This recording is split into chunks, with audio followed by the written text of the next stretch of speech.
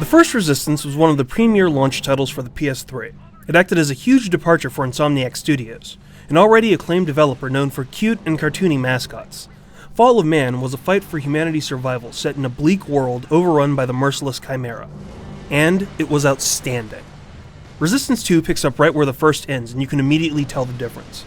This game is larger in scope in every way. Whereas the first game mainly took place in not-so-jolly old England, the sequel is a larger conflict raging across the USA. Even when you start in Iceland, you then skip to cities around the United States like nobody's business.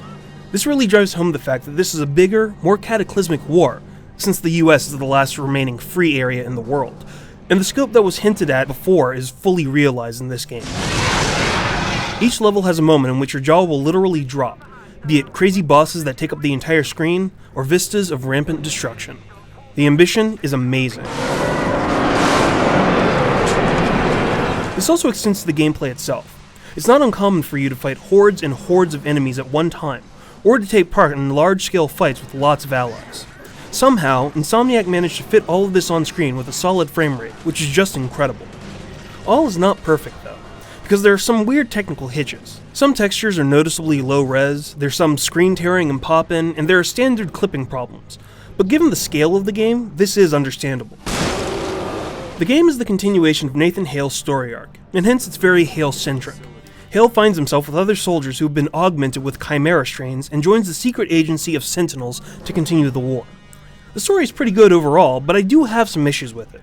For one, there's no narrator like Rachel from the first game.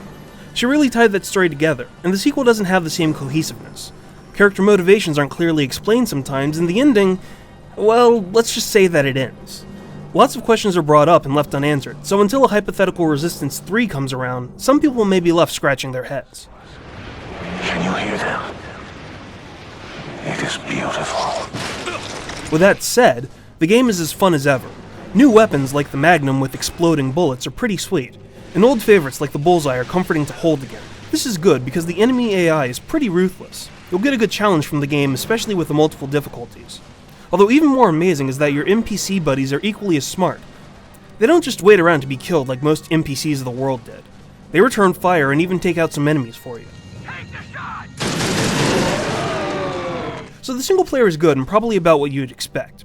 However, the multiplayer is probably some of the best I've ever played, and I'm pretty picky about my multiplayer games. First off, there's a co-op mode that you can play with up to 8 buddies. This is not just a rehash of the single player. These are side missions that run parallel with the main story and have their own set of objectives. The idea is to show you the war from a different angle, that it's not just Nathan fighting this war by himself. The system is very slick. There are 3 classes, Soldier, Spec Ops, and Medic, that can gain levels and unlock class-specific perks called Berserk Powers. These perks are things like reducing damage for a minute, or projecting an energy ring that regenerates health for your squad mates. However, the real fun of this mode is just how dynamic it is. You could be given an objective, and based on how well you succeed, the game might throw more enemies at you for a similar objective. It will also scale based on the levels in your party and the number of players in the game, so the game is always evolving. You'll definitely have to play as a team to get through this mode. There's also a competitive mode that's phenomenal. There's the usual deathmatch and capture the flag modes, but Skirmish Mode is the one to look for. First of all, there can be up to 60 guys on one map at any time, and there was no noticeable lag in our playtimes. We don't know what black magic Insomniac used, but it's pretty ridiculous that it works as well as it does. Skirmish Mode is objective-based like co-op, and these goals are also dynamic. Your squad of 5 players will be given commands like protecting a base, grabbing a node, or eliminating a priority target, and rival squads will be assigned to stop you. The emphasis on squad play is great, and it really focuses this action. As the timer counts down in a round, the objectives will gradually funnel everyone to the middle of a map where a hectic firefight will break out for total domination. It's smart, organized, and most of all, it's a lot of fun. Resistance 2 is worth it for the multiplayer itself, but the fact that you're also given a rather epic single-player game is also remarkable. There's tons of replayability, unlockables, and trophies, and it's one of Sony's shining exclusives of the year. It's better than the first Resistance in every way, and whether you're a human or chimera, this is a fight to join. For the full written review, head over to IGN.com.